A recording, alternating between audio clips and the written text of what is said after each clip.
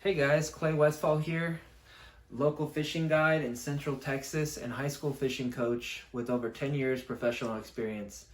Today I'm going to share with you 5 key distinguishing tips that separate the pro and the Joe.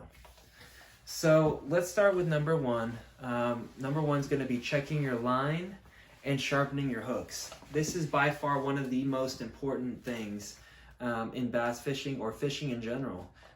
So throughout the period of my fishing trip, maybe every 15 minutes or so, 20, 30 minutes, or just while I'm trolling around on the trolling motor and I'm in between casts, I'm constantly running up my fingers up and down the line. I'm checking to see if my knot is properly seated, and I'm also checking to make sure my hooks are sticky sharp. So no matter what type of bait you throw, it does no good. Even if it's the latest and greatest technology, it does no good unless you can get that fish in the boat. So if you're fishing around like docks and there's like sharp metal on the edge of the dock, or you're fishing in heavy trees and every time you pull it up the tree it kind of frays your line, those are the things you need to be paying attention to. A lot of times we get lazy and we just flip it back in there and just say, you know what, I'll just do it later, and that's the time when you catch that big fish and it breaks off. So want to avoid that completely, and the professional is always super hyper aware of that. So the second key item that separates the pro from the Joe is going to be the popular baits, using popular baits versus using what's appropriate, or let's just call it productive techniques for the situation. So instead of using or going to the most marketed bait that you've seen online or what you've heard the pros throw, that's like a secondary to thinking about the kind of conditions that you're in when it comes to weather, or the type of cover that you're fishing in, or what the activity level is and the time of day of the fish. The activity level of the fish and the time of day, excuse me. So those are the things that you really want to focus on more. And then if it so happens to fit with one of those popular baits, try it. There's nothing wrong with that, but you don't want to put the cart before the horse. So the third difference, I would say, is going to be listening to your bites and paying attention to your environment. One of the greatest examples that I know is flipping a jig. And you flip the jig out there and you work it on the bottom, and you're solely focused on how you've been taught to fish a jig traditionally on the bottom with, jigs have like a lead or tungsten head, and it transmits the bottom really well, but you can also pitch it out and swim it back, almost like you would a spinner bait, and just twitch it periodically. So be mindful of that when you fish on the bottom and you go to reel in. If you get a strike on the way into the boat, that might indicate that the fish are suspended more. So you'd want to try to repeat that action instead of letting it sink to the bottom, reel it in, do the twitches as soon as it hits the water. Or if you count it down slightly to the level that you think the fish are at, that's another good idea. But the whole point is to pay attention to how they're getting the bait, and kind of just listening to your bites.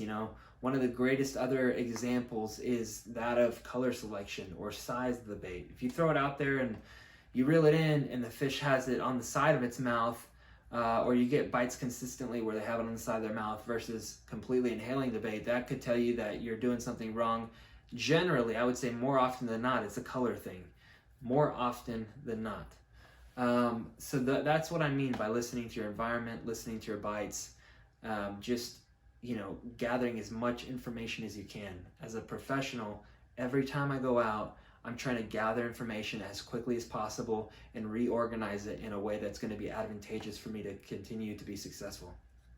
So number 4 is going to be maintaining your composure. And so that comes in several different instances. Number 1 would be if you lose a fish and he comes off, which they do. That's very regular and typical for bass fishing or any fishing. We do our best with sharpening the hooks and checking the line once again, but they're going to come off. And so how you respond and bounce back from that situation is so important and critical. And I try so hard with my junior anglers to try to convey that their attitude that they have moving forward from that point is so critical. That makes the difference, because if you get spun out if something negative happens and you get spun out, you completely lose focus and you get off of that, analytical side of your brain, and you just get more reactive and emotional, and it just goes haywire. That is complete opposite of how you want to handle yourself. And not only with fish coming off, but when you have a fish coming into the boat and you're reeling them in, you don't want to get too excited. You want to keep track of your heart rate and just trying to be cognizant of, just kind of your whole body language, and just just keeping your composure. That's so key. Just listening to your environment, being mindful, focusing on your breathing, all that. So that is number 4. And then the 5th key difference between the pro and the Joe is going to be trying new things. Trying new things. The further we get into our fishing career, or really anything, whether you're a plumber or a carpenter or whatever, we tend to do techniques, and we do things the certain way that we've learned works for us, that we're comfortable with. And there may be a new product that comes out, or a different way of doing things that we're not comfortable with, and we try to avoid it because we've, over the years found, hey, this is where my niche is at. This is what I'm going to do. And if you think about it as a tradesman, whether you're, like I said, a plumber or carpenter, there may be products that you really like, or hey, my dad showed me how to do it this way. My dad's a remodeling contractor. He said, this is what you do.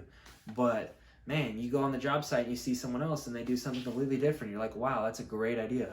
So the same thing goes for bass fishing, is that you may have that tried and true Texas rig that's never failed you, but what about, a jerkbait? How often have you thrown a jerkbait, and what fish could you have picked up where you missed out previously and didn't even know it? So I think the mark of someone who's truly skilled and talented is realizing how much there is to grow, how much there is there that you can develop your skill set and continue to pursue what is difficult, because through the adversity and change, and being uncomfortable is where you truly sharpen your craft and you just forge that diamond. So I encourage you to try new things. I had talked, just going back to the 4th item, I just want to touch on one more thing with maintaining your positive attitude, especially in team tournament fishing. When you have 2 people in the boat, your job is to keep each other going. So if someone, does something that they're bummed out about, if they break a fish off, it is your responsibility as a teammate to reassure them and say, you know what, it's okay. Next time you're going to get them. Let's just keep rolling. Let's keep those hooks sharp, keep pursuing, doing the right things. But that makes a huge, huge difference.